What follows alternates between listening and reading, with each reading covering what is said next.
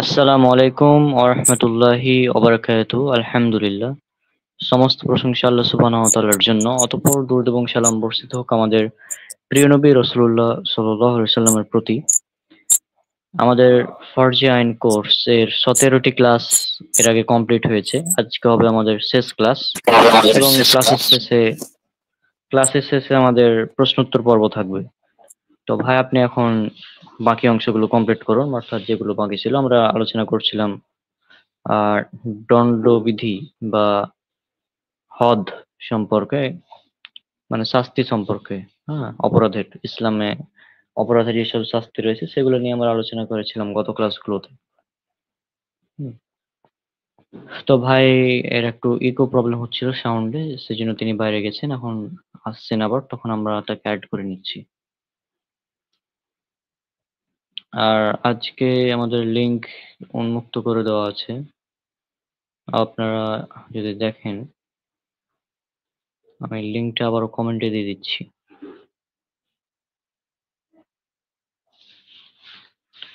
Comment ও লিংকটা দিয়ে দিচ্ছি, আপনারা যে কেউ যুক্ত হতে পারেন। আমাদের ইউটিউব চ্যানেলে লাইভ চলছে আজ সালাফি দাওয়া প্ল্যাটফর্মে।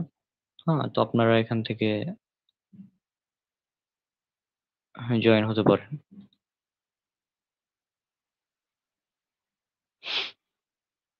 আচ্ছা ভাই কই গেল?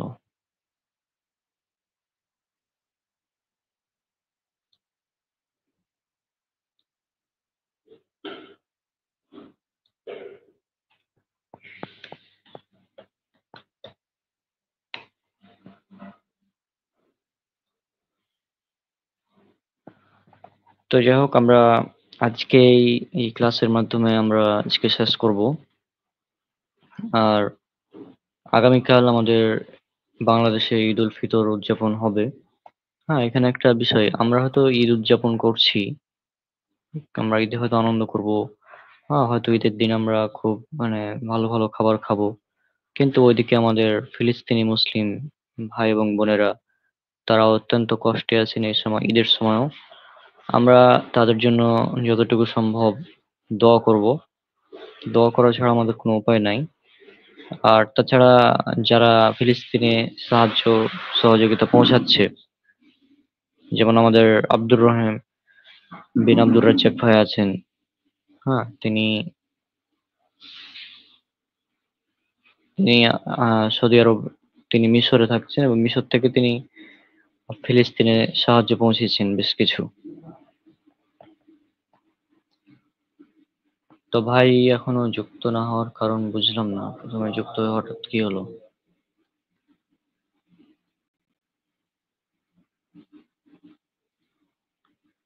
এদিকে সাকিব ভাইও নাই। আজকে ইউটিউবে লাইভে আসার কারণ হচ্ছে আমাদের ফেসবুক থেকে আসলে ডিলিট করে দিচ্ছে অটোমেটিক লাইভ 30 দিন পর।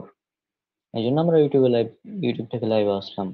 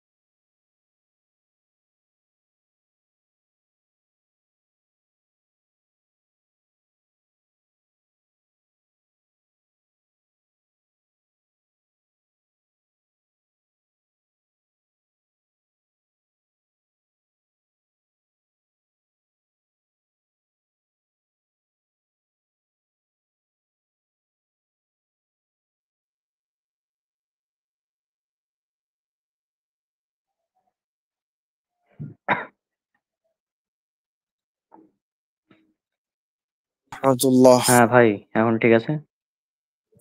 হ্যালো। জি এখন জি এখন সমস্যা নেই, শুনতে পাচ্ছেন? জি, শুনতে পাচ্ছি, আপনি বলতে থাকেন। আল্লাহ, আলহামদুলিল্লাহ রব্বিল আলামিন, আসসালাতু ওয়াসসালামু আলা রাসূলিহিল আমিন ওয়া আলা আলিহি ওয়া সাহবিহি আজমাইন, আম্মা বা'দ। فأعوذ بالله من الشيطان الرجيم، بسم الله الرحمن الرحيم. الحمد لله الذي هدانا لهذا وما كنا لنهتدي لولا أن هدانا الله. প্রশংসা মাত্র আল্লাহর জন্য, দুরূদ ও সালাম বর্ষিত হোক মুহাম্মদুর রাসূলুল্লাহ সাল্লাল্লাহু আলাইহি ওয়াসাল্লামের প্রতি। সম্মানিত দ্বীনী ভাই ও বোনেরা, আমরা ফরজে আইন কোর্স করছিলাম। আজকে আমাদের এই কোর্সের সর্বশেষ এবং সর্ববৃহৎ একটা কোর্স বা ক্লাস। আমি শারীরিকভাবে একটু অসুস্থ, চেষ্টা করবো ইনশাল্লাহ এই কোর্স সম্পর্কে কিছু বলার, আর যদি আল্লাহ তাআলা আমাকে কোনো জ্ঞানের মধ্যে দিয়ে থাকে, জ্ঞান থেকে কিছু আপনাদের সঙ্গে শেয়ার করার। ওমা তৌফিক ইল্লা বিল্লাহ। আল্লাহ আল্লাহ এবং আল্লাহ রাসূল সাল্লাল্লাহু আলাইহি সাল্লাম তারা ইলমের গুরুত্ব সম্পর্কে, ইলমে ফজিলত সম্পর্কে অনেক কথা বলেছেন, এবং ইলম না শেখার কারণে ইলম সম্পর্কিত যে দুইটা সূরা ফাতিহার ভিতরে গায়রিল মাগদুবি আলাইহিম ওয়ালাদ দাল্লিন বলা হয়, এটা দুইটা সম্প্রদায়কে উদ্দেশ্য করা হয়েছে। ভাই একটুখানি মিউট হন ভাই, হ্যাঁ, বলেন। লাইভ কি একটু ই করা যায়? লাইভ বলেন, একটু বলেন। স্থগিত করা যায় মানে? না, লাইভ তো স্থগিত করা যায় না। বলেন আপনি। মানে প্রচন্ড পরিমাণ, মানে প্রচন্ড পরিমাণ মাথায় ব্যথা, কথা আল্লাহ বলতে আল্লাহ অনেক টায়ার্ড ফিল করতেছে আর কি। আচ্ছা। মানে কি হচ্ছে বুঝতে পারতেছি না, বুঝে না বুঝে বলতেছি, এটা আমি নিজে বুঝতে পারতেছি না।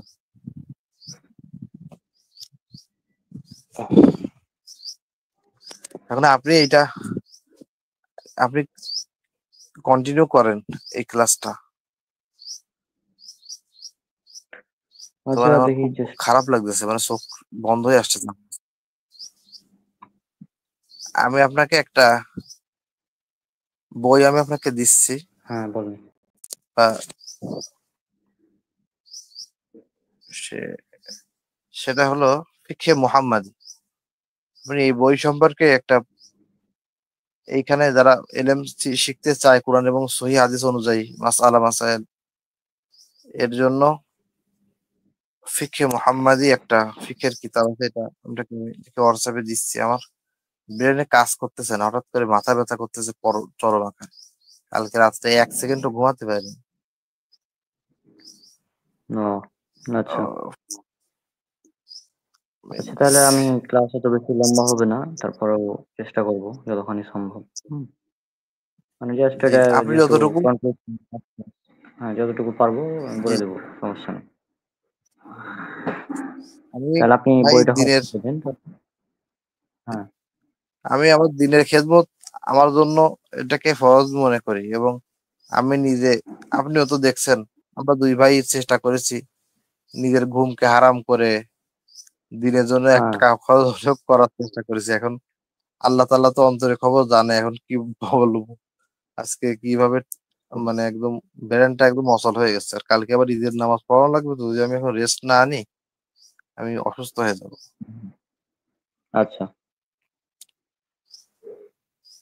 আপনি এই আচ্ছা, তাহলে এই আমি। বই সম্পর্কে, জি হ্যাঁ। আমি দিচ্ছি। আল্লাহু আকবার। জি। আমি আল্লাহ তাকদির, আমার তাকদির ভালো যে আপনি ফোনটা আমার ডাটাটা অন ছিল, না হলে আপনি ফোন দিয়ে যেতেন আর আমি ধরতে পারতাম না।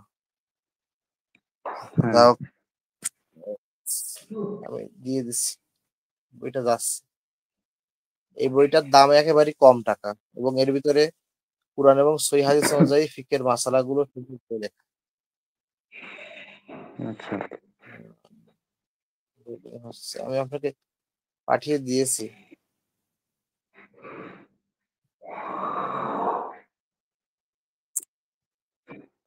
হ্যাঁ, অর্ধেক উম, বেশি চলে গেছে।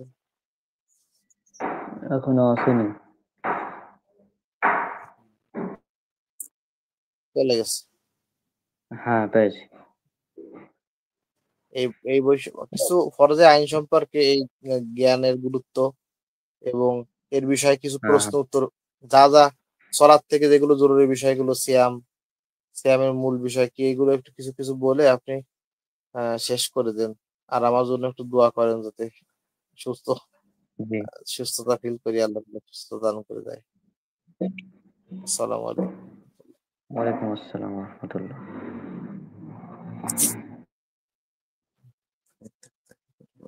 বইটা ওপেন হচ্ছে না যে, আচ্ছা ওপেন হলে আমি আল্লাহ আল্লাহ আস্তাগফিরুল্লাহ।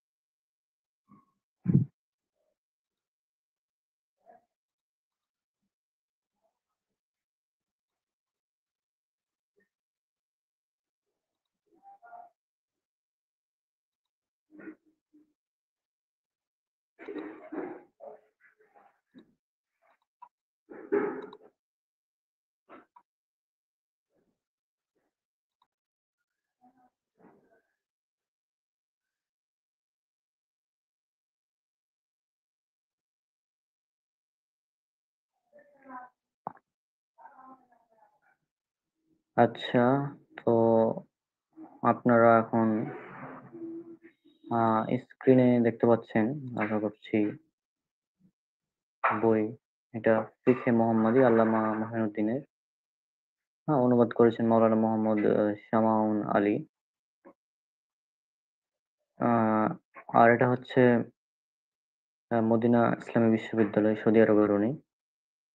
আর আহসান পাবলিকেশন থেকে এটা ছাপানো বাংলাটা। তো এখানে আমরা যদি সূচিপত্রগুলো দেখি, ওয়েট সেকেন্ড।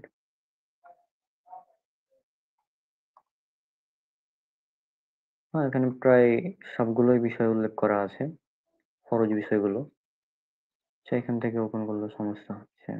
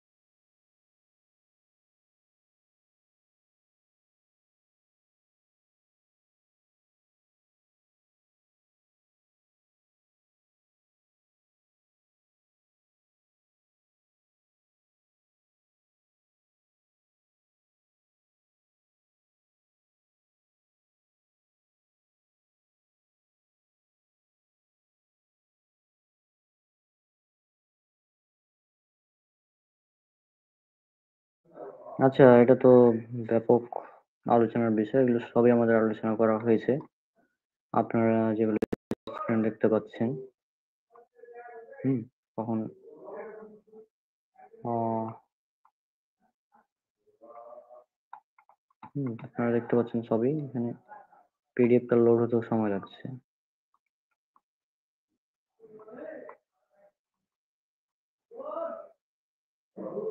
এখানে প্রশ্ন উত্তর আছে কিনা আমি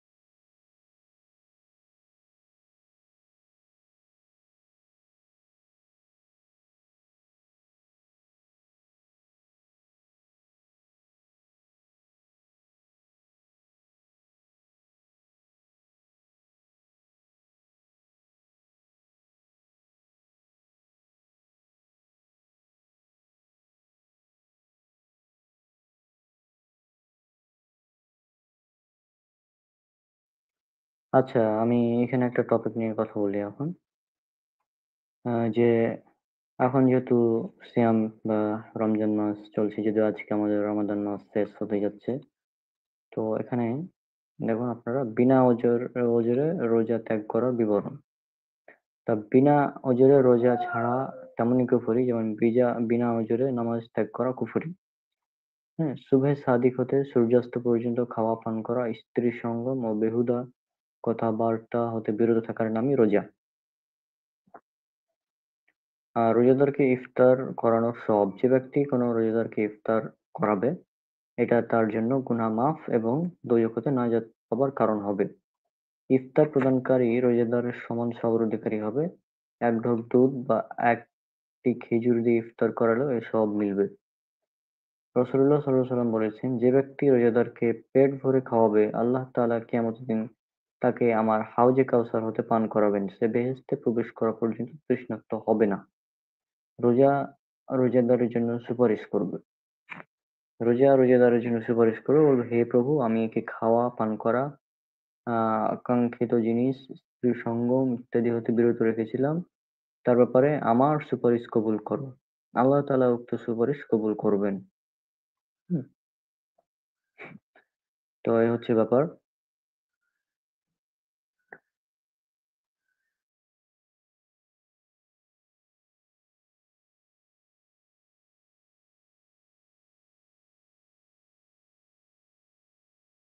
চাঁদ দেখে ঈদ করা। চাঁদ দেখে রোজা রাখবে এবং চাঁদ দেখে ঈদ করবে। যে ২৯ রমজানে দিবাগত সন্ধ্যায় রাতে মেঘ বা ধুলাবালির কারণে চাঁদ দেখতে না পাওয়া যায়, তাহলে রোজা পুরা ৩০ দিন পালন করবে। হুম,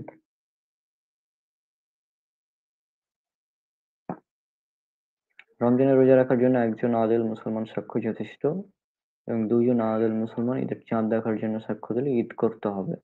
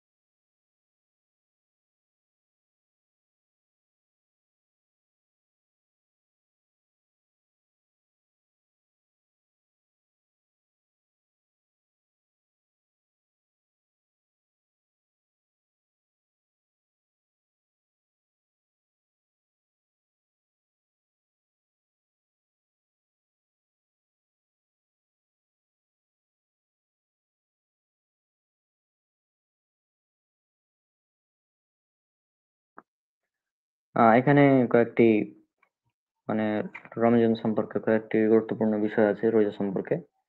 সফরে থাকা অবস্থায় রোজা রাখার বিবরণ। মুসাফির হলে তাকে এই অধিকার দেওয়া হয়েছে যে সে ইচ্ছা করলে রোজা রাখতে পারে, ইচ্ছা করলে নাও রাখতে পারে। হ্যাঁ, ইচ্ছা করলে রাখতে পারে, ইচ্ছা করলে নাও রাখতে পারে। ইচ্ছা করলে কিন্তু রোজা রাখতে কষ্ট হলে রোজা না রাখাই উত্তম। হ্যাঁ? আর এখানে যে মাহমুদুল হোসেন ভাই হচ্ছে আজকে অসুস্থ কিছুটা, ওইজন্য উনি আসতে পারেননি। যিনি ১ম এ কিছুক্ষণ এসেছে আমাকে বললেন যে বই থেকে কিছু গুরুত্বপূর্ণ প্রশ্নের উত্তর আছে, এগুলো আপনি বলে দিন। তো সেইজন্য আমি এটা বের করলাম আসলে। তো ২য় নাম্বার প্রশ্ন এখানে আরেকটা বিষয় আছে, সেটা হচ্ছে যে দুধ পানকারিণী মায়ের বাচ্চা যতদিন দুধ ছাড়া অন্য কোনো খাবার না খায়, ততদিন পর্যন্ত উক্ত মাতার উপর রোজা রাখা ওয়াজিব নয়। হ্যাঁ, রোজা রাখা ওয়াজিব নয়। তদ্রূপ গর্ভ তদ্রূপ গর্ভবতী মহিলার সন্তান প্রসব না করা পর্যন্ত তার উপর রোজা ওয়াজিব নয়। আর এখানে হায়েজ ও নিফাস অবস্থায় মহিলার রোজা রাখার বিবরণ। হায়েজ অবস্থায় এবং নিফাস অবস্থায় সন্তান প্রসবের পর যে রক্তপাত হয় সেটাকে নিফাস বলা হয়। রোজা রাখবে না, পরবর্তীতে এই রোজার কাজা আদায় করবে। বৃদ্ধ লোকের রোজার বিবরণ। যে বৃদ্ধ লোক রোজা রাখতে অসমর্থ সে প্রতিদিন একজন মিসকিনকে খানা খাওয়াবে এবং তার উপর রোজার কাজা ওয়াজিব নয়। মৃতের পক্ষ হতে ওয়ারিসদের রোজা। যদি কেউ মারা যায় এবং তার উপর রোজা আদায় বাকি থাকে তাহলে তার পক্ষ হতে তার উত্তরাধিকারী রোজা রাখবে অথবা প্রতি রোজার পরিবর্তে একজন মিসকিনকে খানা খাওয়াবে।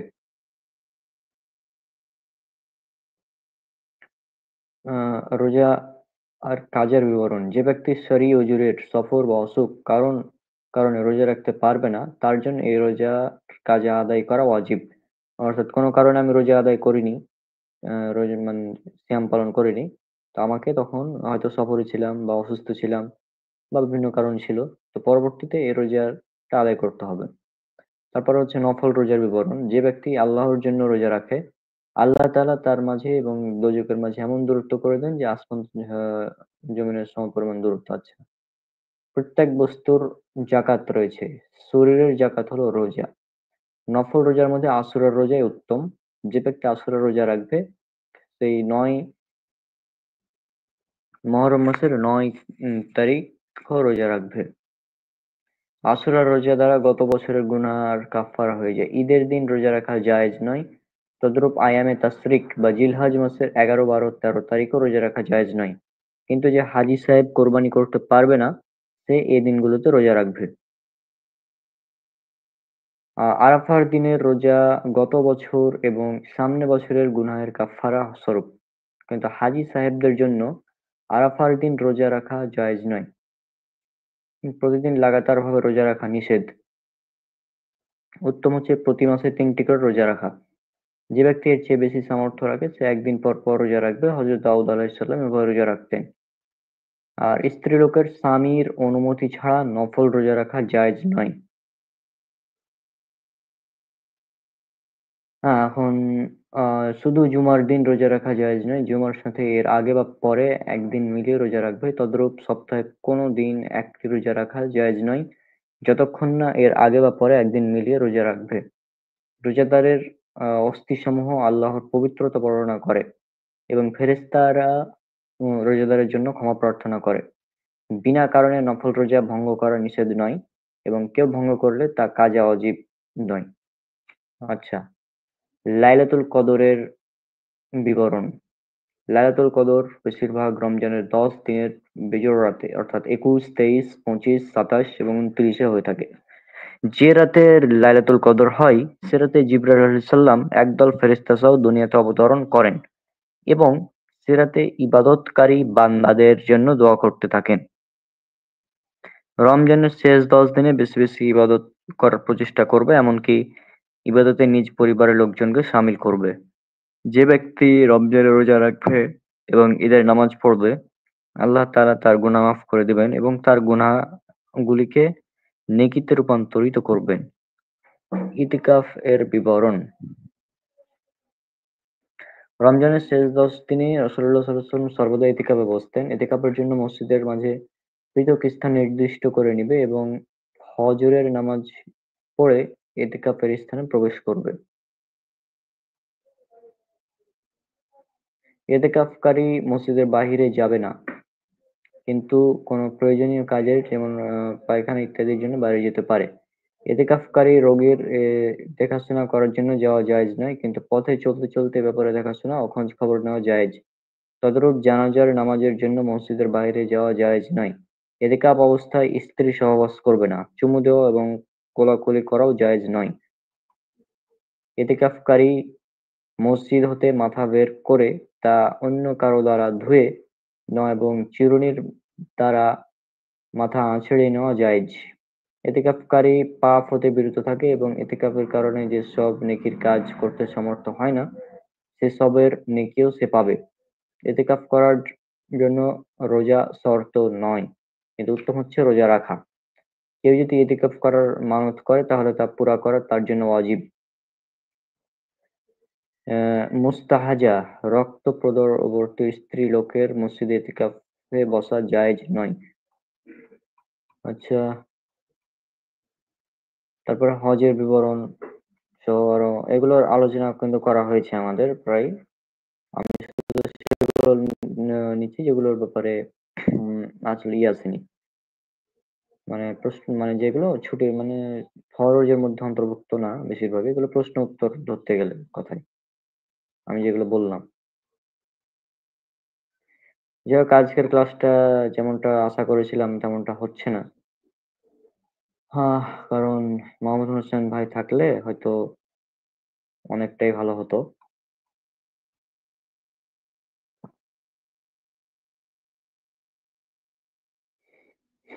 হজ ৩ প্রকার: হজে মুফরাদ, ইফরাদ, হজে তামাত্তু এবং হজে কেরান। রাসূল সাল্লাল্লাহু আলাইহি ওয়াসাল্লাম হজে কেরান করেছিলেন, কিন্তু নবী সাল্লাল্লাহু আলাইহি ওয়াসাল্লামের আকাঙ্ক্ষা ছিল তামাত্তু করার। এ কারণে শাফিঈ রাহিমাহুল্লাহ হজে তামাত্তুকে আফজাল বলেছেন।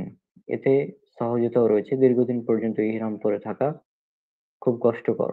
হজে তামাত্তু করার ইচ্ছা করলে ইয়ালামলাম নামক পর্বতের নিকটবর্তী হলেই গোসল এবং নিয়ত করে ইহরাম বাঁধবে এবং জামা, কুর্তা, পাগড়ি এবং টুপি খুলে ফেলবে। আচ্ছা, তো আজকে হচ্ছে আমাদের লাইভ হচ্ছে আমাদের ইউটিউব চ্যানেলে। আমাদের ইউটিউব চ্যানেল সালাফি দাওয়া প্ল্যাটফর্ম, সেখানে লাইভ হচ্ছে। আপনারা কেউ চাইলে জয়েন হতে পারেন। আপনারা যদি কেউ চান যুক্ত হতে পারেন লাইভে। লিংক দেওয়া আছে, কমেন্টও দেওয়া আছে, ডেসক্রিপশনও দেখতে পারেন। ইউটিউব এমনিতে আমাদের রিচ নাই, তারপরেও চেষ্টা করলাম।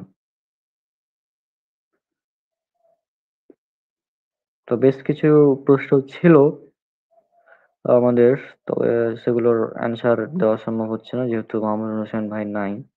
মনে থাকলে হতো।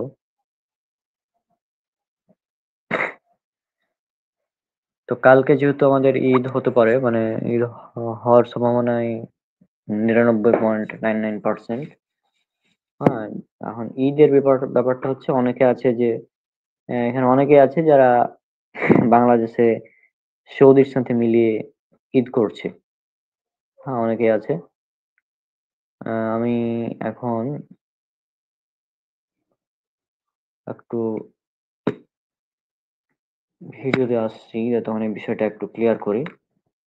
এখন আমার সাউন্ড ক্লিয়ার আসছে কিনা বলতে হবে। ইয়ারফোন লাগাবো তো সাউন্ড নাও আসতে পারে তখন। সাউন্ডটা আসছে কিনা বলতে হবে। হ্যালো মাইনুল, সাউন্ড আসছে কি? হ্যাঁ, আসবো। আচ্ছা, ঠিক আছে ভাই। আমি শুধু লাইভটা অন করবো আর এই বিষয়টা একটু অ্যান্সার দিব অন্যভাবে, ওই জন্য ভিডিওটা অন করবো।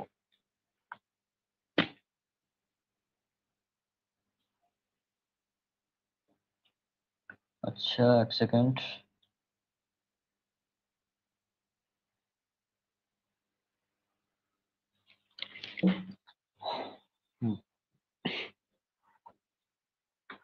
ভিডিওতে দেখা যাচ্ছে এখন।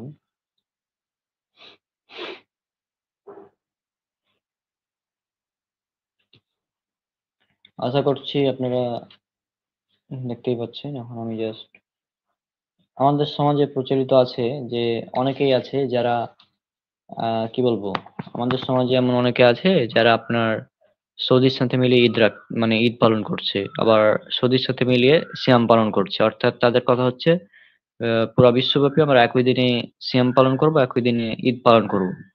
তাদের কথা হচ্ছে এটা।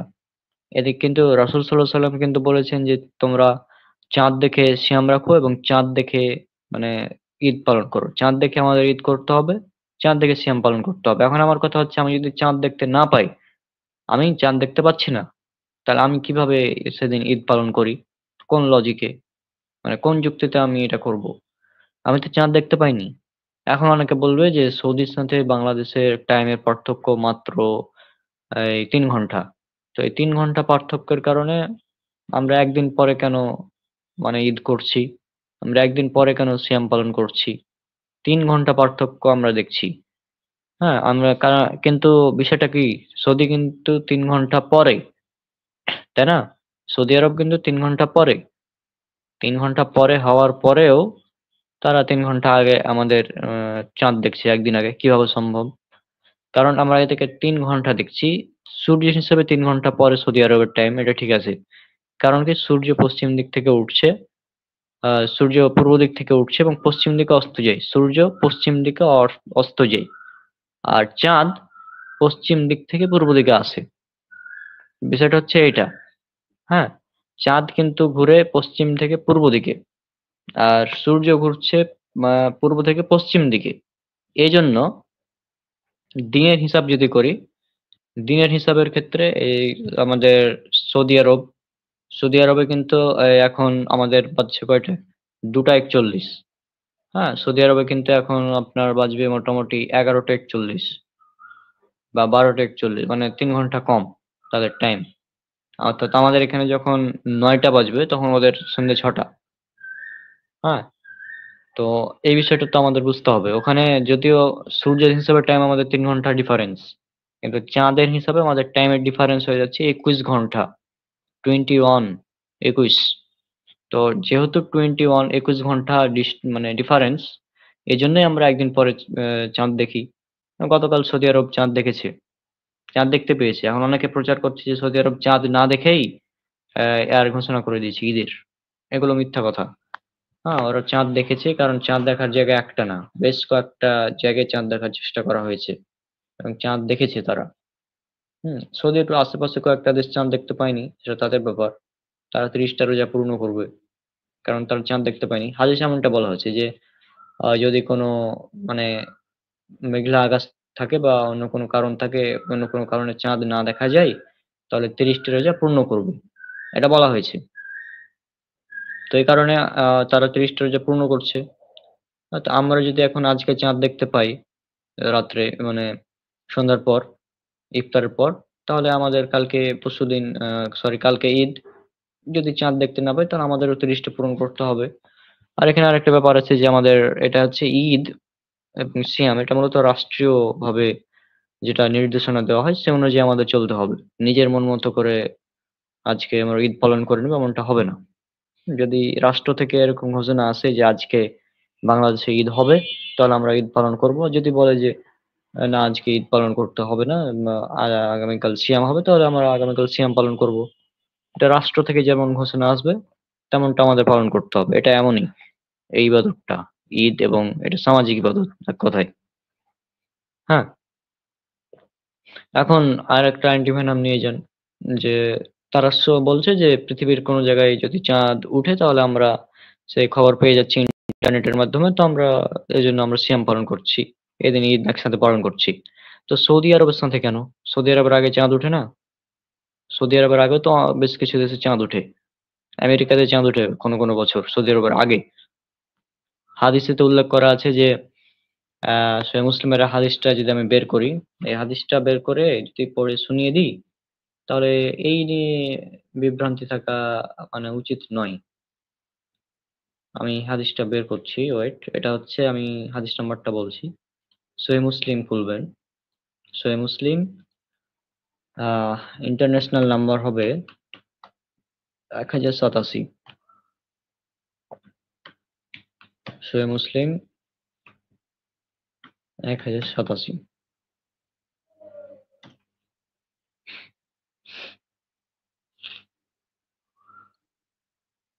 আর হাদিস একাডেমি 2417, সম্ভবত 2417, হ্যাঁ সরি 2418।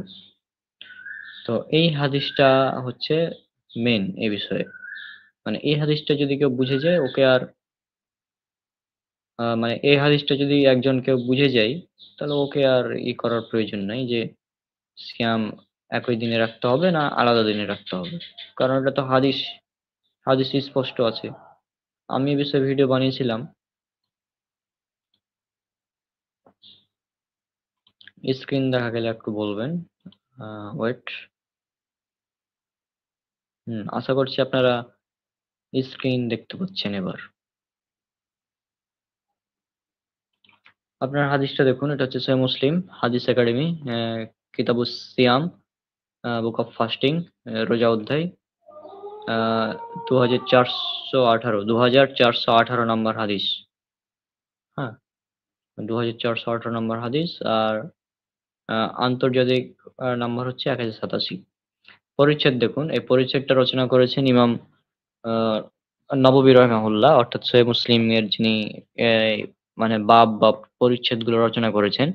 আমি সম্ভবত ভিডিওতে বলেছিলাম ইমাম মুসলিম রাহিমাহুল্লাহ এটা রচনা করেছেন, এই বাব বা অনুচ্ছেদটা ইমাম মুসলিম রাহিমাহুল্লাহ না, এটা হবে ইমাম নববী রাহিমাহুল্লাহ। ইমাম নববী রাহিমাহুল্লাহ তিনি এই পরিচ্ছেদটা রচনা করেছেন। তো তিনি এখানে বলছেন, দেখুন, নিজ নিজ শহরে চন্দ্রোদয়ের হিসাব অনুযায়ী কাজ করতে হবে। এক শহরের চন্দ্রোদয়ের হুকুম উল্লেখযোগ্য দূরত্বে অবস্থিত অন্য শহরের ক্ষেত্রে প্রযোজ্য নয়। এই বাবটা বা এই পরিচ্ছেদটা এই অনুচ্ছেদটা যদি বুঝেন তাহলেই যথেষ্ট আশা করছি। তারপরেও দেখুন, এখান থেকে হাদিস শুরু হচ্ছে। আহ কুরায়ব রাহিমাহুল্লাহ থেকে বর্ণিত, হারিসের কন্যা উম্মুল ফজল তাকে সিরিয়ায় মুয়াবিয়া রাদিয়াল্লাহু আনহু এর নিকট পাঠালেন। আচ্ছা, বুঝলাম। হারিসের কন্যা উম্মুল ফজল তাকে সিরিয়ায় মুয়াবিয়া রাদিয়াল্লাহু আনহু এর নিকট পাঠালেন। মুয়াবিয়া রাদিয়াল্লাহু আনহু তিনি সাহাবী, আর কুরায়ব রাহিমাহুল্লাহ তিনি একজন তাবেঈ। হ্যাঁ, তাবেঈ মানে যারা সাহাবীর সাক্ষাৎ পেয়েছেন।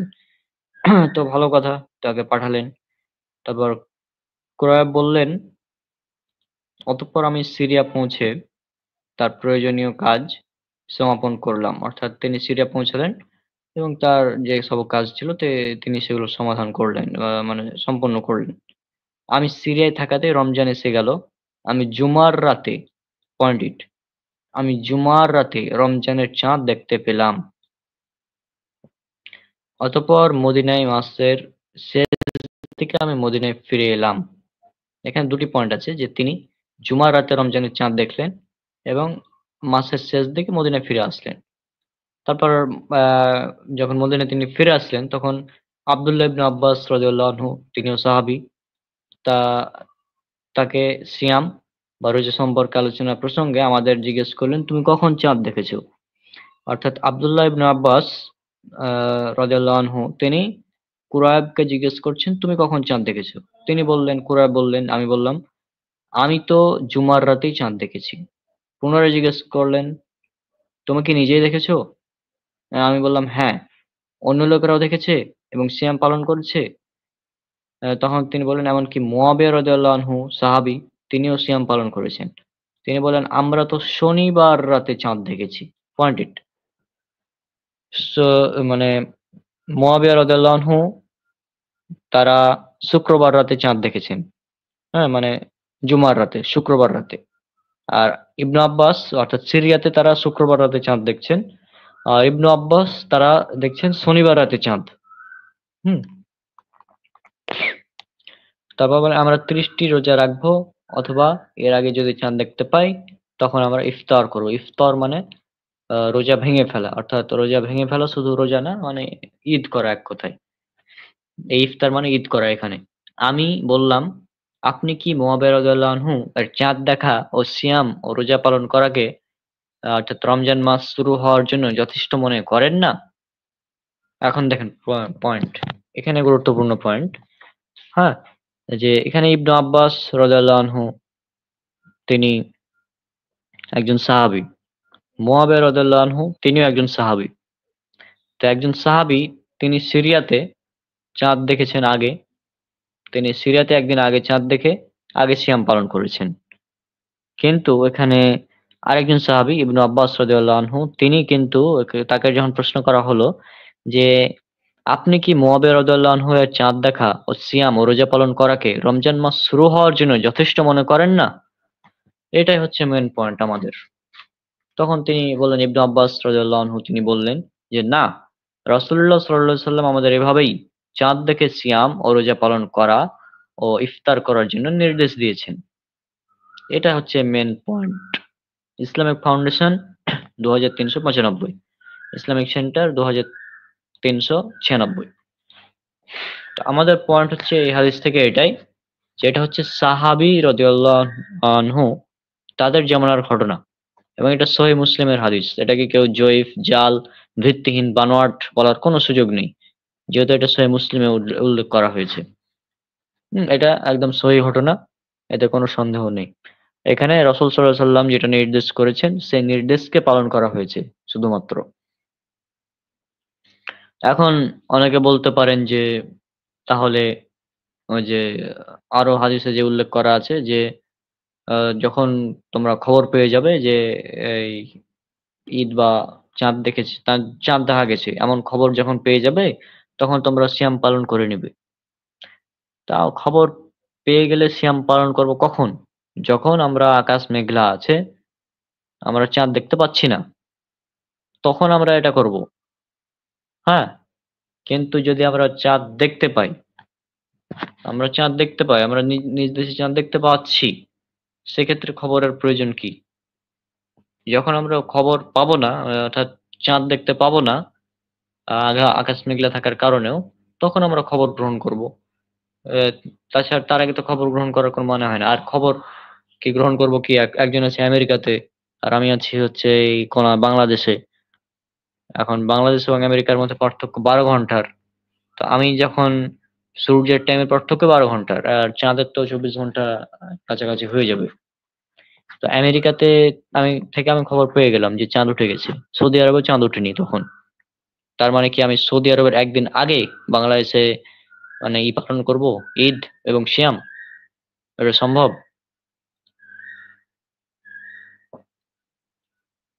এখন এটার কোনো অ্যান্সার আমি আশা করছি তারা দিতে পারবে না। অ্যান্সার নাই তো দিবে কি? তাই না? এখন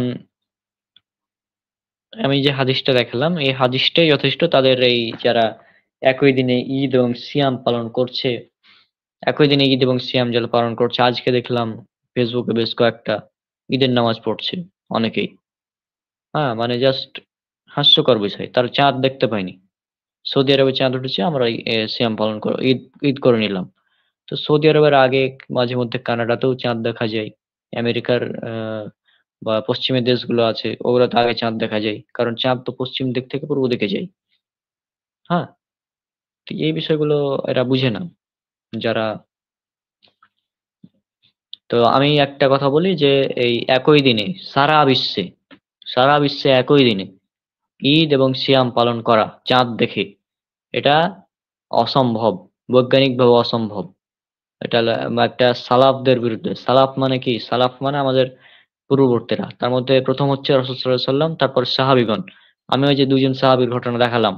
তারা কিন্তু প্রসিদ্ধ সাহাবী। মুআবিয়া রাদিয়াল্লাহু আনহু এবং ইবনে আব্বাস রাদিয়াল্লাহু আনহু ২ জন সাহাবীর ঘটনা দেখালাম। তারা ২ জন সাহাবী। তাদের জামানায় একজন সিরিয়াতে, একজন মদিনাতে। তাদের জামানায় ২ দিনে যদি ঈদ পালন করা যায়, তো তুমি কে? তুমি কে যে আজকে বাংলাদেশে এসে বলছো যে সারা বিশ্বে একই দিনে ঈদ এবং সিয়াম পালন করতে হবে? হু আর ইউ? তারা তো সাহাবী। সাহাবীরা যদি দুদিনে ঈদ পালন করতে পারে, সাহাবীরা যদি দুদিনে সিয়াম পালন করতে পারে, একদিন সিরিয়াতে একদিন মদিনায়, তো তুমি আবার কে যে একদিনে পালন করতে হবে বলার? এটার কোনো জবাব আছে কি? জবাব নাই। তারা এমনিতেই অনেকগুলো লজিক দিবে, অনেকে বলবে যে হাম্বলি মাযহাবের মত, অনেকে বলে হাম্বলি মাযহাবের মত এটা ঠিক আছে। হাম্বলি মাযহাবের মতে কোনো বিশ্বে এক মানে বিশ্বের কোনো এক জায়গায় যদি চাঁদ দেখা যায় তাহলেই তাদের জন্য ঈদ এবং সিয়াম। এটা হাম্বলি মাযহাবের মত। তো এটা হাম্বলি মাযহাবের মত নিয়ে আমি কি করব? হাম্বলি মাযহাবের মত হোক, শাফি মাযহাবের মত হোক, আমরা কি মাযহাবের মত অনুযায়ী চলবো? নাকি হাদিস অনুযায়ী চলবো? হাম্বলি মাযহাবের মত মানে ইমাম আহমদ বিন হাম্বল রাহিমাহুল্লাহ এবং তার যারা অনুসারী আছে তাদের গবেষণা। আর আমরা যেটা দেখবো সেটা হচ্ছে ডাইরেক্ট হাদিস। ডাইরেক্ট হাদিসে বলা হচ্ছে যে ২ দিনে সিয়াম পালন করা হচ্ছে। তো এখানে হাম্বলি মাযহাবের মত নিয়ে আমার কি হবে? আমার তো কোনো প্রয়োজন নাই এ মতের। যেহেতু আমি হাদিস স্পষ্ট পেয়ে যাচ্ছি, তাই না?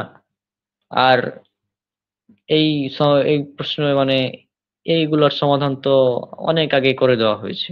ওই হাদিসে ওই হাদিসের বাবেরও প্রয়োজন নাই। হাদিসটা তো নিয়েছেন ইমাম মুসলিম রাহিমাহুল্লাহ। হুম? ইমাম মুসলিম রাহিমাহুল্লাহ হাদিসটা সংকলন করেছেন এবং হাদিসটা তো অনেক আগের সাহাবীদের ঘটনা। এখন সাহাবী বলছেন যে রাসূলুল্লাহ সাল্লাল্লাহু আলাইহি ওয়াসাল্লাম আমাদের এভাবেই বলেছেন চাঁদ দেখে সিয়াম পালন করতে, চাঁদ দেখে ইফতার করতে মানে ঈদ করতে। তো চাঁদ দেখে সিয়াম এবং চাঁদ দেখে ঈদ আমাদের করতে হবে। এটা হচ্ছে মেইন পয়েন্ট। মেইন পয়েন্ট হচ্ছে চাঁদ দেখা। সৌদি আরবে কালকে চাঁদ দেখা গিয়েছে, আজকে বাংলাদেশে আমরা চাঁদ দেখতে পাবো সন্ধ্যার পরে। মানে প্রায় ২১ ঘন্টা পর। আমরা প্রায় ২১ ঘন্টা পরে চাঁদ দেখতে পাবো। তো যারা বলে যে ৩ ঘন্টার ডিফারেন্স, ৩ ঘন্টার ডিফারেন্স সূর্যের। কারণ সূর্য পূর্ব থেকে পশ্চিম দিকে যায়। আর এই ডিফারেন্সটা হবে চাঁদের। চাঁদের ডিফারেন্সটা যেহেতু পশ্চিম থেকে পূর্ব দিকে আসে, সেজন্য ২১ ঘন্টার ডিফারেন্স হয়ে যায়। অনেক সময় চাঁদ দেখার ক্ষেত্রে বিশ্বের এক প্রান্ত থেকে আরেক প্রান্তে ৪৮ ঘন্টা ডিফারেন্স হয়ে যায়। ৪৮ ঘন্টা। মানে ২ দিন।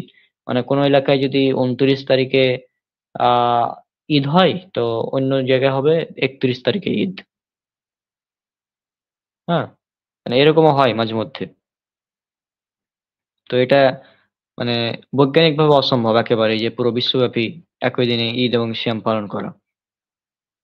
আমাদের জুবায়ের ভাই যিনি মহাকাশের ছবি তুলেন তিনি একটা ভিডিও দেখেছিলেন মানে ভিডিও বানিয়েছিলেন যে 3D সফটওয়্যারের মাধ্যমে তিনি জাস্ট বিষয়টা দেখিয়েছিলেন যে কিভাবে আমরা ঈদের চাঁদ দেখি এবং কেন একই সাথে সারা বিশ্বে ঈদ করা সম্ভব নয়। এই বিষয়টা তিনি ওই ভিডিওর মাধ্যমে সুন্দরভাবে তুলে ধরেছিলেন। তখন কিছু বলছে যে এই ভিডিওটা দেখলে যখন ক্লিয়ার হয়ে যাওয়া উচিত। তখন কিছু ব্যক্তি বলছে যে আমি তো এই গোল পৃথিবীকে বিশ্বাসই করি না। আমি তো বিশ্বাস করি পৃথিবী সমতল। তো এই ভিডিওর কোনো মানেই হয় না তার কাছে। কি বলবো এখন? মানে যখন কোনো লজিকে পারবে না, তখন সে মানে বলছে পৃথিবীর আকৃতিকে আমি বিশ্বাস করি না এরকম। পৃথিবী যে গোল এটা সে বিশ্বাস করে না। তখন আমার কি বলার আছে? আর কিছু বলার আছে এখানে? কিছু বলে লাভ হবে? ও তো বিশ্বাসই করবে না যে পৃথিবী গোল। সুতরাং ওকে গোল পৃথিবীতে যতই উদাহরণ দেওয়া যাক, ও মানবে না। হ্যাঁ, এখন কি বলবো? কিছু বলার নেই এগুলোকে। তো যাই হোক, যদিও আজকে আমাদের পর্যায়ন কোর্সের ব্যাপারগুলো ছিল প্রশ্ন উত্তর, তারপরেও আমরা অন্যান্য টপিক নিয়ে এসেছি। তারপরেও আমি এখানে দেখি আর কিছু প্রশ্ন উত্তর আছে কিনা করার মতন। আমি দেখি জাস্ট আচ্ছা ওপেন করি আবার স্ক্রিনটা।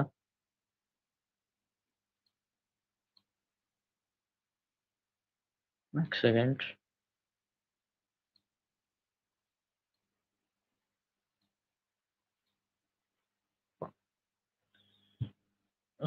স্ক্রিন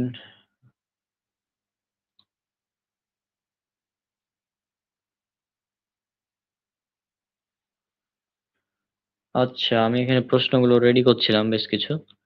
তো তার মধ্যে হচ্ছে যে এখানে একটা প্রশ্ন আছে যে ঈদের দিন এই যে ঈদের দিন কোলাকুলি করে অনেকেই। তো ঈদের দিনে কোলাকুলি করাটা আসলে বিদআত কিনা? তো এই ব্যাপারে বিস্তারিত আমাদের একটা বই ছিল। যদিও বইটা রিলিজ করা হয়নি। সেখানে আমরা অ্যানসার দেওয়ার চেষ্টা করেছিলাম। আমি সেটাও বের করে নিয়ে আসছি। তবে আমি ১ম এ কিছু কথা বলি যে আ কোলাকুলির বিষয়টা কিন্তু ঈদের সাথে সম্পৃক্ত না।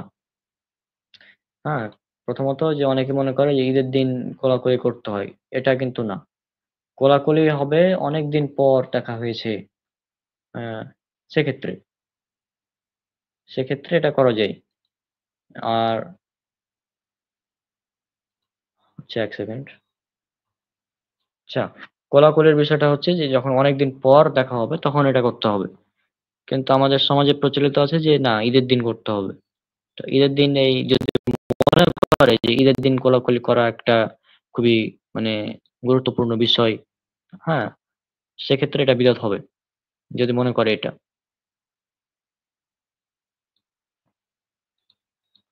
যদি কেউ মনে করে ঈদের দিন কোলাকুলি করা গুরুত্বপূর্ণ, সেক্ষেত্রে এটা বিদআত হয়ে যাবে।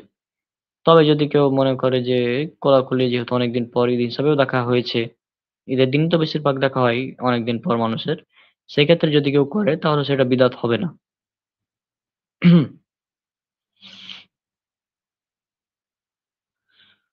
আচ্ছা, আমি এখানে ওয়েট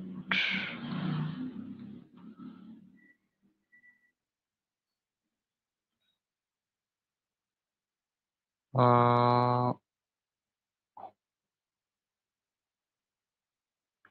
এখানে আমি বেশ কিছু পয়েন্ট নিয়ে এসেছিলাম। ঈদের দিন করণীয় বর্জনীয়, আচ্ছা, 47।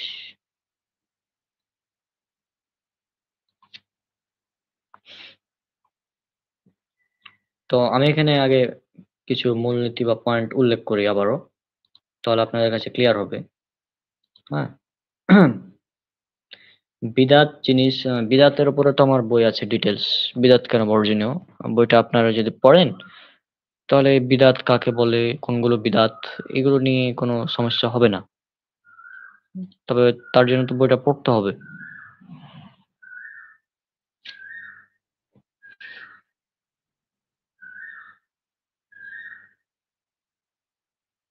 আচ্ছা, স্ক্রিন হ্যাং করছে, অনেকগুলো ট্যাব ওপেন করা আছে তো।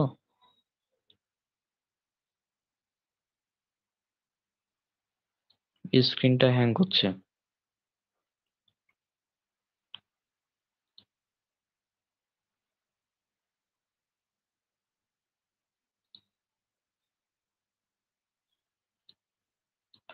মাইনুল, স্ক্রিন দেখা যাচ্ছে কি? হ্যাঁ, দেখা যাচ্ছে। আচ্ছা, তো ওই যে আমাদের একটা বই ছিল, বইটা যদিও কমপ্লিট হয়নি, অনেকদিন ধরে আমরা এটা লিখেছি, সুন্নাত ও বিদআত, আমরা 6 জনে। তো সুন্নাত ও বিদআত চ্যাপ্টারটার অধিকাংশ আমার মানে লেখা। তো সুন্নাতের পরিচয়। আচ্ছা, সুন্নাহ শব্দটি সিন সিন সিন ইয়াসিন এর ক্রিয়ামূল। সুন্নাত শব্দের শাব্দিক বা আবিধানিক অর্থ ছবি, প্রতিচ্ছবি, প্রকৃতি, জীবন পদ্ধতি, কর্মধারা, রীতি, আদর্শ ইত্যাদি।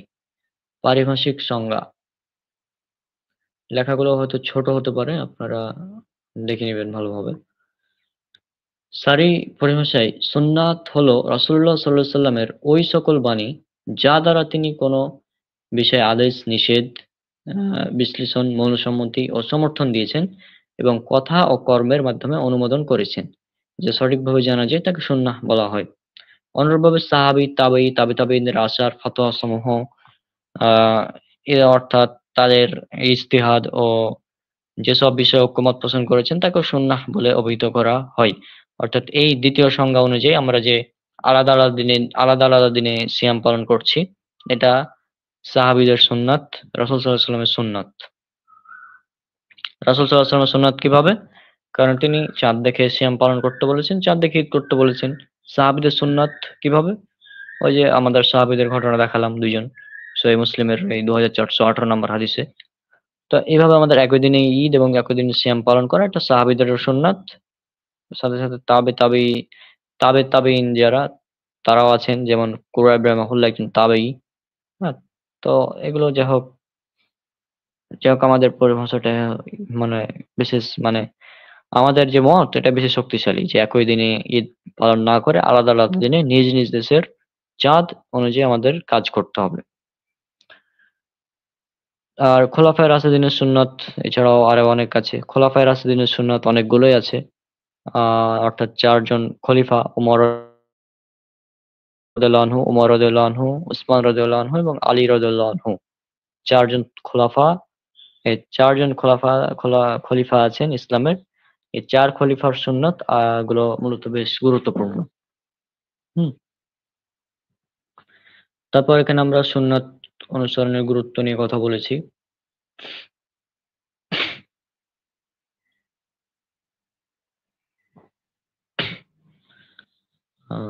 আচ্ছা।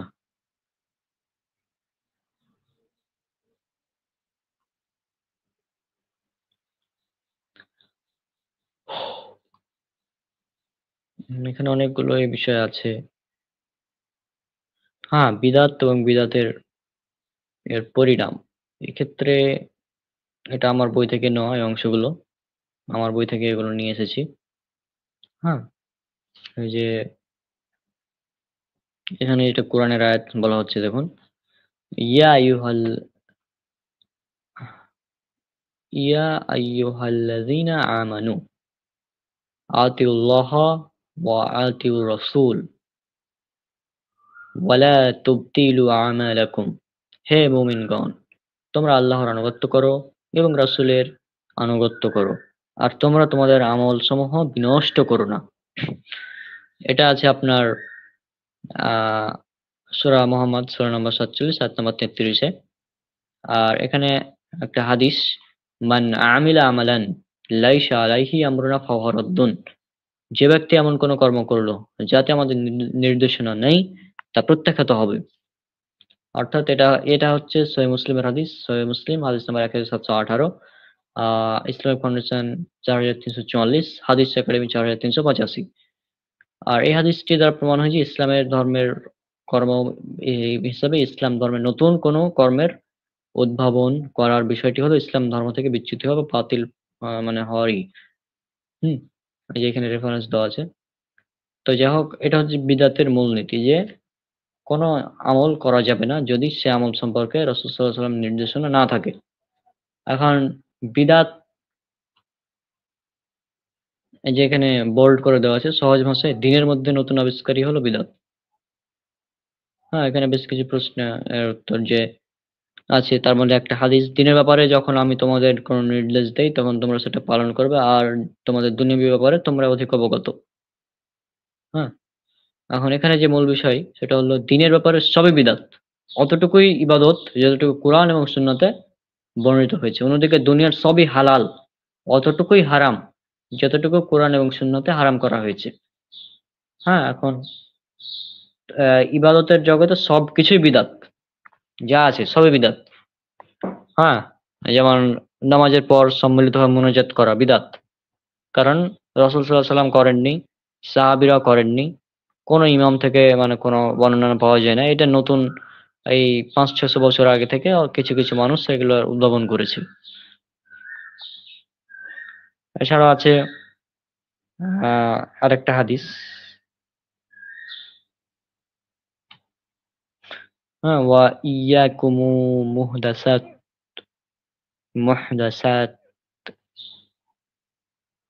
হ্যাঁ?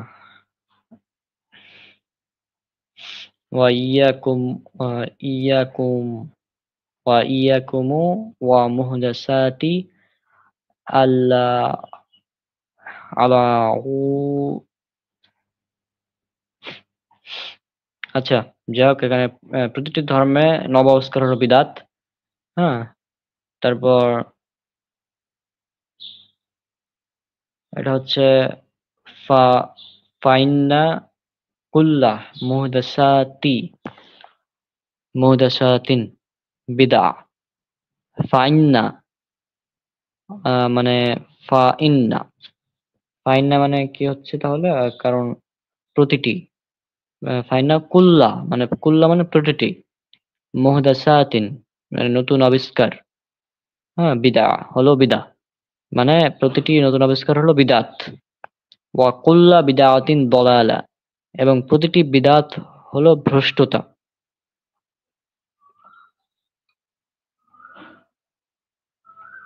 আর সেই সুনান নাসাইতে আছে অকুল্লু বিদাতিন দলালা অকুল্লা দলালাতিন ফিন্নার, এই যে এটা।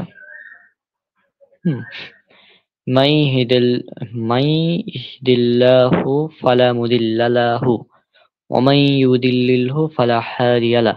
ইন্না আসদাকাল হাদিসি কিতাবুল্লাহ ওয়া আহসানাল হাদি হাদি মুহাম্মাদ ওয়া শাররুল উমুরি মুহদাসাতুহা ওয়া কুল্লা মুহদাসাতিন বিদআহ ওয়া কুল্লা বিদআতিন দালালা ওয়া কুল্লা দালালাতিন ফিন্নার। আল্লাহ যাকে হিদায়াত দেন বা আল্লাহ যাকে হিদায়াত করেন তাকে কেউ পথভ্রষ্ট করতে পারে না, আর আল্লাহ যাকে পথভ্রষ্ট করেন তাকে কেউ হিদায়াত করতে পারে না। আর নিশ্চয় সর্বোত্তম বাণী আল্লাহর কিতাব অর্থাৎ পবিত্র কোরআন, আর সর্বোত্তম পথ মুহাম্মদ সাল্লাল্লাহু আলাইহি ওয়াসাল্লামের দেখানো পথ। আর সবচেয়ে নিকৃষ্ট হচ্ছে দ্বীনের মধ্যে নতুন আবিষ্কার। দ্বীনের মধ্যে প্রত্যেক নতুন আবিষ্কার হচ্ছে বিদআত, আর প্রত্যেক বিদআত হলো পথভ্রষ্টতা, আর প্রত্যেক পথভ্রষ্টতার পরিণাম হলো জাহান্নাম। হুম তো বিদআত হচ্ছে সবচেয়ে নিকৃষ্ট বিষয়, কিন্তু বিদআত কিন্তু দেখতে ভালো জিনিস, ভালো লাগে দেখতে। আমরা দোয়া করছি, এগুলো বিদআত কেন হবে? অনেকে বলে যে দোয়া করছি তো ভাই, দোয়া করলে সমস্যাটা কোথায়? এখানে শবে বরাত সম্পর্কে যে ইটা আছে সেটার আনসার দেওয়া হয়েছে এখানে, অনেক বিস্তারিত আনসার। তারপর শবে মেরাজ সম্পর্কে, এগুলো আসলে যেগুলো পালন করা হয় বাংলাদেশে এগুলো সবই বিদআত বেশিরভাগই। তারপর ঈদে মিলাদুন নবী সম্পর্কে ব্যাপক আলোচনা আছে, একদম ব্যাপক বিশাল আলোচনা ঈদে মিলাদুন নবী সম্পর্কে। শুধু ঈদে মিলাদুন নবী যে যতগুলো নিয়ে আলোচনা করা হয়েছে আমাদের, হ্যাঁ, এই ঈদে মিলাদুন নবীর পক্ষে আশা করছি কেউ মানে এটার খণ্ডন করতে পারবে না ইনশাল্লাহ। ও চিল্লাচিল্লি করে লাভ নয়। ঈদে মিলাদুন নবী সম্পর্কে আমার আলোচনা আছে ১ ঘন্টা মতো, একটা ৫২ মিনিটের। ওটা ঈদে মিলাদুন নবী যখন ট্রেন্ডিং আসবে তখন আমরা সেটাকে আপলোড করব। আর একবার লাইভেও আসবে ইনশাল্লাহ নেক্সট ইয়ার। নেক্সট ইয়ার মানে এই বছরে আমরা মাঝে মধ্যে লাইভ করব। আমাদের ইউটিউব চ্যানেলেই লাইভটা হবে এখন থেকে। তারা যেসব দলিল দেয় সেগুলো দলিলকে খণ্ডনও করা হয়েছে সুন্দরভাবে। হুম, আমি হচ্ছে খুঁজছি ওই কোলাকুলির বিষয়টা, কারণ সেটা এটার মধ্যে আছে হয়তো।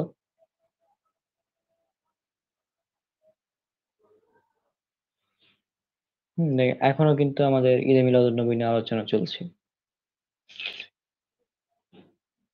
প্রতিটি দলিলকে ধরে ধরে খণ্ডন করা হয়েছে।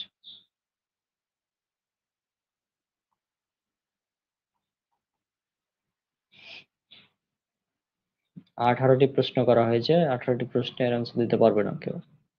তারপর মৃত ব্যক্তির জন্য করণীয় এবং বর্জনীয়। অনেকে মৃত ব্যক্তির কে কেন্দ্র করে বিভিন্ন বিদাতে লিপ্ত। হ্যাঁ, 15টি করণীয়। সেটা বলে দিই নাকি মৃত ব্যক্তির জন্য কি কি করতে হবে? তো প্রথমে মৃতের খবর শুনে ইন্না লিল্লাহি ওয়া ইন্না ইলাইহি রাজিউন পাঠ করা, যথাসম্ভব দ্রুত গোসল প্রক্রিয়া সম্পন্ন করা, কাফন পরানো, জানাজার সালাত আদায় করা, দাফন সম্পন্ন করা, অতঃপর আল্লাহর কাছে দোয়া করা যেন আল্লাহ তাআলা তাকে কবরের সওয়াল জবাবের সময় দৃঢ় ও স্থির রাখেন। প্রত্যেকে আলাদা আলাদাভাবে দোয়া করবে, সম্মিলিত নয়। সম্মিলিতভাবে দোয়া করলে বিদআত হবে।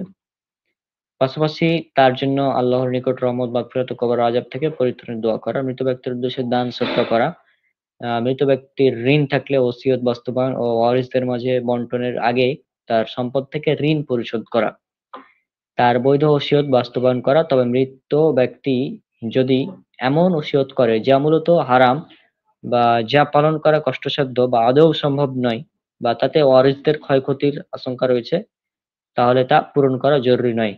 অতঃপর ওয়ারিসদের মাঝে কোরআন সুন্নাহর বিধান অনুযায়ী সম্পদ বন্টন করা। তারপর হজ ফরজ হওয়ার পর বার্ধক্য বা অসুস্থতাজনিত কারণে তা আদায় করতে না পারলে তার পক্ষ থেকে বদলি হজ উমরা আদায় করা, মানত থাকলে পূরণ করা, ফরজ রোজা বাকি থাকলে তার সম্পদ থেকে প্রতিটি রোজার বিনিময়ে একজন মিসকিনকে খাওয়ানো, মতান্তরে ওয়ারিসগণ কর্তৃক রোজা রাখা। আর মানতের রোজা থাকলে ওয়ারিসগণ কর্তৃক রোজা রাখা। মৃত ব্যক্তির পক্ষ থেকে নফল হজ বা ওমরা করাও বৈধ। তবে হজ ফরজ তো ফরজ হজ উমরা হোক বা নফল হোক, যে ব্যক্তি তার পক্ষ থেকে আদায় করবে তার নিজেরটা আগে সম্পাদন করা আবশ্যক। মৃত ব্যক্তির স্ত্রী গর্ভবতী না হলে 4 মাস 10 দিন, আর গর্ভবতী হলে সন্তান ভূমিষ্ঠ হওয়া পর্যন্ত ইদ্যত পালন করা। নিকটাত্মীয় ও প্রতিবেশীর কর্তব্য মৃতের বাড়িতে 3 দিন পর্যন্ত খাবার রান্না করে পাঠানো। এটি মূলত তাদের বেদনা বিধুর পরিবেশে সমবেদনা প্রকাশ ও সহযোগিতার অন্তর্ভুক্ত। তবে এ 3 দিন মৃতের বাড়িতে আগুন জ্বালানো যাবে না বা কিছু রান্না করা যাবে না কথা সঠিক নয়। দরকার হলে তারা নিজেরাও রান্না করতে পারে। হ্যাঁ, কিন্তু আমাদের সমাজে এটা উল্টা হয়। সমাজে 3 দিনা পালন করা হয়। অর্থাৎ 3 দিন পর মৃত ব্যক্তির পক্ষ থেকে প্রতিবেশীদেরকে খাওয়ানো হয়। যেটা হিন্দুদের নিয়ম, অমুসলিমদের নিয়ম, এবং এটা বিদআত। 3 দিনা করা, 40 করা, মৃত্যুবার্ষিকী পালন করা, এগুলো হচ্ছে বিদআত। মৃত ব্যক্তি মৃত ব্যক্তির পরিবারবর্গের প্রতি সমবেদনা প্রকাশ ও উৎসাহী করা। মৃত পিতামাতার প্রতি সন্তানের কর্তব্য, সেটা হচ্ছে উম, এটা আপনারা দেখলেন যেগুলো করতে পারবে, আমি সংক্ষেপে বলছি। অধিক পরিমাণে তাদের জন্য দোয়া করা। মৃত পিতামাতার জন্য সবচেয়ে বেশি গুরুত্বপূর্ণ উপকারী। অধিক পরিমাণে দোয়া করবে, তাদের পক্ষ থেকে দান সদকা করবে, তাদের পক্ষ থেকে হজ উমরা আদায় করবে। তারা ঋণ রেখে গেলে ওয়ারিসদের মাঝে পরিত্যক্ত সম্পদ বন্টনের পূর্বে ঋণ পরিশোধ করা। এখানে একটি গুরুত্বপূর্ণ পয়েন্ট আছে, যে আমাদের সমাজে যখন কারো পিতামাতা মারা যায়, তখন আগে তারা সম্পদ বন্টন করার চেষ্টা করে, কিন্তু না, আগে তার পিতার সম্পদ থেকে প্রথমে ঋণ পরিশোধ করতে হবে। তারপরে যে সম্পদ অবশিষ্ট থাকবে, সেই সম্পদ তখন তারা ভাই বোনে ভাগ করে নেবে।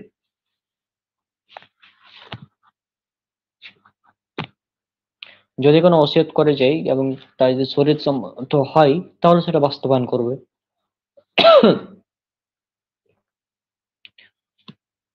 আরো অনেক কারণ আছে।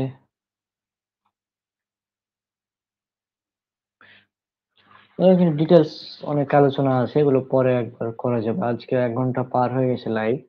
হুম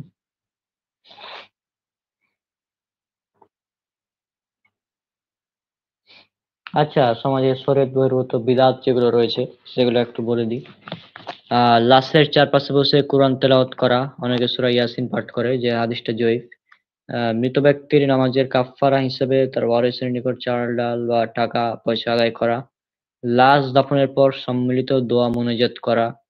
গোসল জানাজা ও দাফন ক্রিয়ার অংশ গ্রহণকারী ব্যক্তিদের নাম লিস্ট করে তৃতীয় দিনে ওয়েট লিস্ট করে তৃতীয় দিনে বিশেষভাবে তাদের জন্য ভোজ সভার আয়োজন করা, অর্থাৎ 3 দিনা করা।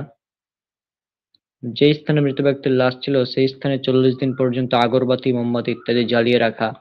মারা যাওয়ার 40তম দিনে 40 পালন করা। মৃত্যুবার্ষিকী ও ওরস, কুলখানি, মিলাদ মাহফিল ও ইসারে সওয়াব বা সওয়াব রেসানি অনুষ্ঠান করা। কোরআন খতম বা সাবিনা খানি করার পর মৃত ব্যক্তির কবরে শব বসানো। কবরকে অতিরিক্ত উঁচু করা, পাকা করা, কবরকে সুরম্য প্রাচীর দ্বারা পরিবেষ্টন করা। কবরের দেয়ালে চুনকাম করা, তাতে কোরআনের আয়াত, বিভিন্ন উপদেশমূলক বাণী বা মৃতের পরিচিতি ইত্যাদি লেখা। কবরের দেয়ালে চুমু খাওয়া। মসজিদে মসজিদের মধ্যে কবর দেওয়া। কবরের উপর শামিয়ানা বা ছাদ দেওয়া। কবরে ফ্যান বা এসি স্থাপন করা। কবরে মোমবাতি বা আগরবাতি জ্বালানো ইত্যাদি সবই হারাম। নির্দিষ্ট দিনে কবর জিয়ারতে এর জন্য একত্রিত হওয়া, যেমন জুমার দিন, কথিত শবে বরাতে, শবে কদরে, 2 ঈদের রাত বা 2 ঈদে। এগুলোতে অনেকেই কবর জিয়ারতের জন্য একত্রিত হয়। এগুলো সবই বিদআত। এগুলো সব দিনের মধ্যে নতুন আবিষ্কৃত বিদআত, যা আমাদের সমাজে ব্যাপকভাবে প্রচলিত রয়েছে। এগুলো সবই পরিত্যাজ্য। হুম তো আরো আছে, এখানে বেশ কয়েকটি বিষয় আছে।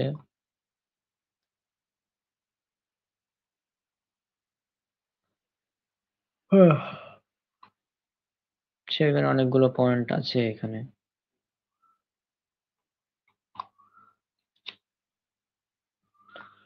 দাড়ির বিধান,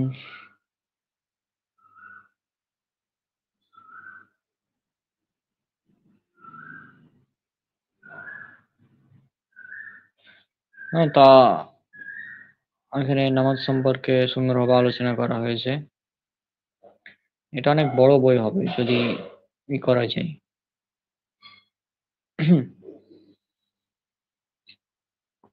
মানে এটা এ টু জেড ইসলামিক মানে যতগুলো আছে।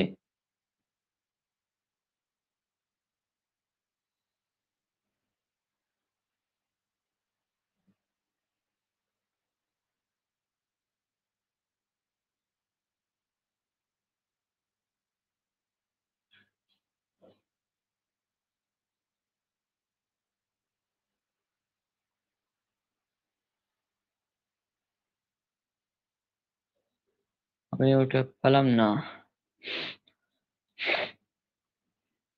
হ্যাঁ, বইটা হচ্ছে এটা।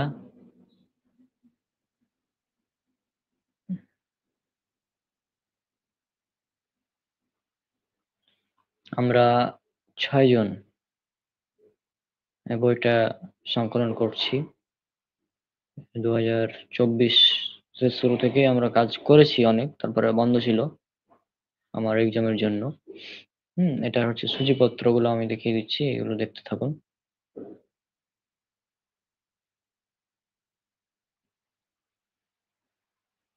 এই যে আল্লাহ কোথায়, আল্লাহ কি নিরাকার, হ্যাঁ? এই বিষয়গুলো নিয়ে ডিটেইলস আলোচনা করা হয়েছে। অনেকেই বিলাল বিন আলীর জবাব ডিটেইলস দেওয়া আছে এখানে এই বইয়ে।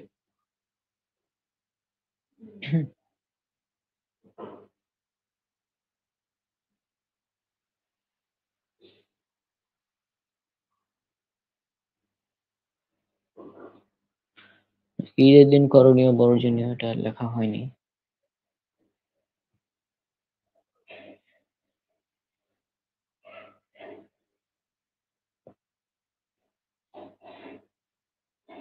আচ্ছা, পেয়েছি। সালাম, মুসাফা এবং কোলাকুলি ৩ টা পয়েন্ট আছে ৭২ নম্বরে একসাথে। হ্যাঁ, এখানে হয়তো লেখাটা উল্লেখ করা আছে।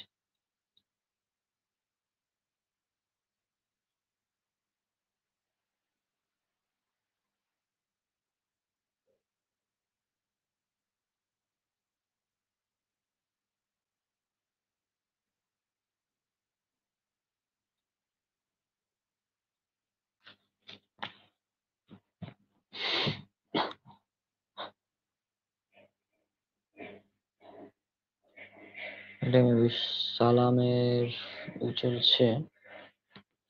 কোলাকুলির বিষয়টা যেহেতু সামনে ঈদ আসছে এইজন্য এই যে মুসাফা, এই যে মুসাফার ব্যাপারটা আমি এখানে আগে উল্লেখ করি। মুসাফা মানে আমরা হ্যান্ডশেক যেটা করি।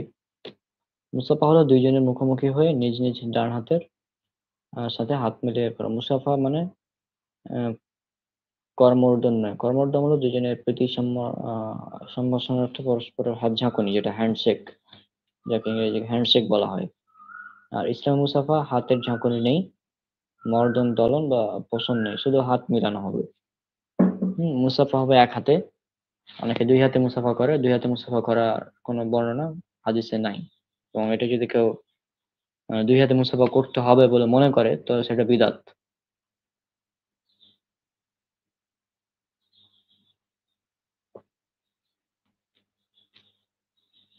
মুসাফা মূলত সাক্ষাৎ এবং বিদায়ের সময় করতে হয়। আ আর তারপরে কোলাকুলির পয়েন্টটা আছে হয়তো। থাকলে আমি উল্লেখ করে দিচ্ছি। এই যে পেয়ে গেছি। পেয়ে গেছি আমাদের কাঙ্ক্ষিত, এতক্ষণ ধরে যেটা খুঁজছিলাম। কোলাকুলি বা যেটাকে আরবিতে মুয়ানাকা বলে। মুয়ানাকা হলো অপরের অর্থাৎ গর্দানের সাথে গর্দান লাগিয়ে জড়িয়ে ধরা। বুকে বুক লাগার কথা নাই, অনেকে বুকে বুক লাগিয়ে কোলাকুলি করে, এটার কথা না। এটা মূলত গর্দানের সাথে গর্দান যেটা লাগানো হবে মোয়ানাকা। অবশ্য কোনো কোনো অভিধানে গর্দানের সাথে গর্দান লাগিয়ে বুককে জড়িয়ে ধরার কথাও রয়েছে। কোনো কোনো অভিধানে রয়েছে অপরের গর্দানে দুই হাত রেখে নিজের দিকে টেনে নেওয়া। সুতরাং বোঝা গেল যে এই আদবের মূল হলো গর্দানের সাথে গর্দান মিলানো। অবশ্য অত্যন্ত ভালোবাসার আকর্ষণে বুকে জড়িয়ে ধরা আহ দোষাবহ নয়, তবে গর্দান পরিবর্তন করার কথা পাওয়া যায় না। এক্ষেত্রে ডানে বামে পরিবর্তন করে তিনবার গলাগলি করা নির্দিষ্টভাবে প্রমাণিত নয় তথা তা দলিল সাপেক্ষ। মোয়ানাকার অর্থে বাংলাতে কোলাকুলি ব্যবহার করা হয়, আর সেক্ষেত্রে বুকে বুক ও পেটে পেট লাগিয়ে জড়িয়ে ধরে থাকে অনেকে মহব্বতের আকর্ষণে, আর সেই জন্য অনেকে এটাকে আশ্লেষ বা আলিঙ্গনও বলে থাকে। তবে এই শব্দ কেবল স্বামী স্ত্রীর ক্ষেত্রে ব্যবহার্য, কারণ এর গভীর অর্থ হলো লিঙ্গ পর্যন্ত কোলাকুলি করা বা বুকে জড়িয়ে ধরা। অতএব অন্যান্যদের ক্ষেত্রে ওই শব্দ ব্যবহার করা বৈধ নয়। মোয়ানাকা কখন করবে? মূলত দীর্ঘ সফর থেকে ফিরলে বা অনেকদিন পর দেখা হলে কোলাকুলি করা সুন্নত।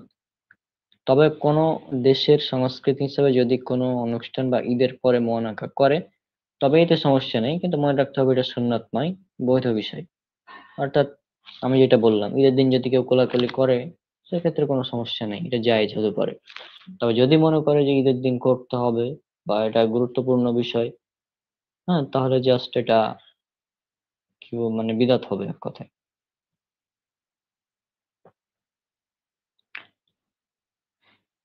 তো আশা করছি আপনারা বিষয়গুলো বুঝতে পেরেছেন।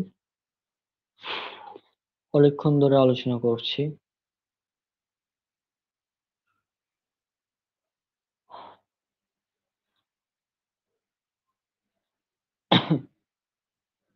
অনেকক্ষণ ধরে আলোচনা করছি, তো আশা করছি আজকে আলোচনা আমাদের যথেষ্ট। আমরা ফরজে আইন কোর্স সম্পর্কে আমাদের 17টি ক্লাস যেটা হয়েছে সে ক্লাসগুলো আপনারা দেখবেন, ইউটিউবে আমাদের চ্যানেল আপলোড করা আছে, সালাফি দা প্ল্যাটফর্মের চ্যানেলে পেয়ে যাবেন, যে চ্যানেলে লাইভ চলছে এখন।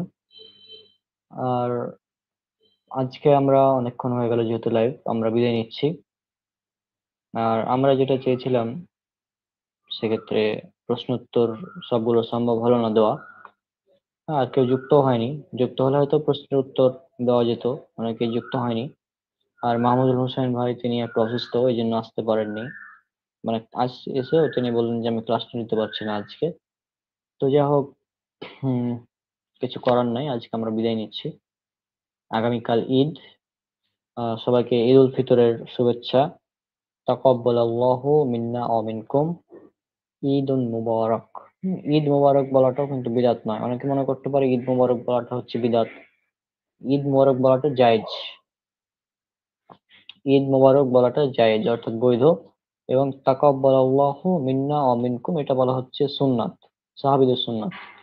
তো আমরা এটাই বলবো, যেহেতু আমরা তো জায়েজের চাইতে আমাদের কাছে সুন্নতের মূল্যটা বেশি, সেজন্য আমরা সুন্নাত খুঁজবো, জায়েজ খুঁজে চাইতে আমরা সুন্নাত খুঁজবো।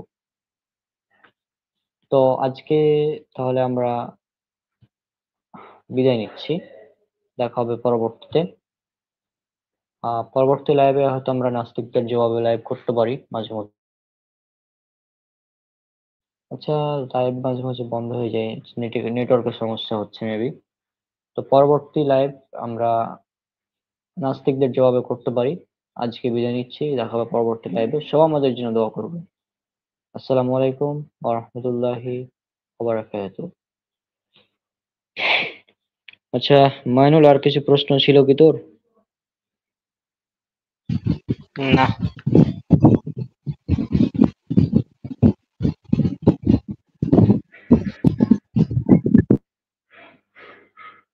হ্যালো, শুনতে পারলি না? প্রশ্ন কি ছিল? না। না, শুনতে পাইনি, বল এখন বল। ও আচ্ছা, ঠিক আছে। আচ্ছা, যেহেতু কেউ যুক্ত হয়নি, কারো তেমন কোনো প্রশ্ন পেলাম না আজকে, তো আজকে আমরা বিদায় নিচ্ছি। পরবর্তীতে যদি কারো প্রশ্ন থাকে তাহলে আমাদের জানাবেন, আমরা চেষ্টা করবো অ্যান্সার গুলো দেওয়ার। বিশেষ করে নাস্তিক এবং ইসলাম বিরোধীদের পক্ষ থেকে যদি কোনো প্রশ্ন থাকে সেগুলো করবেন, সেগুলোর অ্যান্সার আমি দেওয়ার চেষ্টা করবো ইনশাল্লাহ, এবং আমাদের অনেক ভাইরা আছে এই সালাফি দাওয়াত প্ল্যাটফর্ম টিমের, তারাও দেওয়ার চেষ্টা করবে। আজকে বিদায় নিচ্ছি, সবাই দোয়া করবেন আমাদের জন্য। আর আবারও সবাইকে ঈদ উল ফিতরের শুভেচ্ছা। তাকাব্বালাল্লাহু মিন্না ওয়া মিনকুম। ঈদ মুবারক। আসসালামু আলাইকুম ওয়া রাহমাতুল্লাহি